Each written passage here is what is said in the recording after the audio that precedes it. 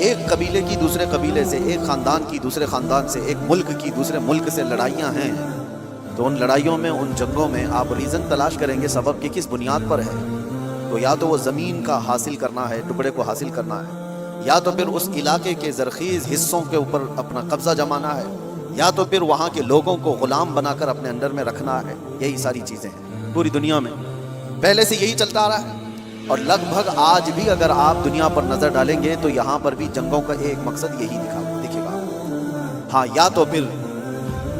کوئی اپنے آپ کو دادا کہے، بابا کہے، کوئی اپنے آپ کو سپر پاور کہے، اور اس کے بعد پھر دوسروں کو منوانے کی بات کہے کہ میری ہر بات تمہیں ماننی پڑے گی، دوسرا نہیں مانے گا، اگر آنکھ بھی دکھایا تو پھر جنگ ہو جائے گی، اگر وہ کمزور ہے، غریب ہے تو پھر جنگ ہو جائے گی۔ لیکن یہاں پر بھی مقصد جنگ کا یہی ہے۔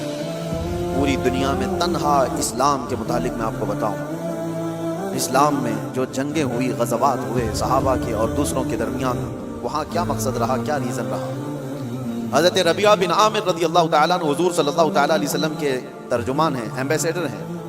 جب وہ ایران میں گئے تھے وہاں کے بادشاہ کے پاس پیغام لے کر اسلام کا، تو آپ سے پوچھا گیا تھا کہ آپ لوگ کیوں یہ پیغام پہنچانا چاہتے ہیں ہر جگہ، اور کیوں لڑنا چاہتے ہو یا مقابلہ کرنا چاہتے ہو؟ آپ نے کہا ہمارے آقا صلی اللہ تعالیٰ علیہ وسلم کا فرمان عالی شان ہے، لا تتمنوا لقاء عدوکم، دشمن سے منڈ پھیڑ ہونے کی، جنگ کرنے کی تمنا بھی مت کرو، جنگ کرنے کی خواہش مت رکھو، لیکن ہم پیغام امن اور پیغام اسلام پھیلاتے ہیں، اس لیے اب ریزن سنو، سبب سنو، اسلام کس لیے پھیلا۔ حضرت ربیعہ بن عامر کہتے ہیں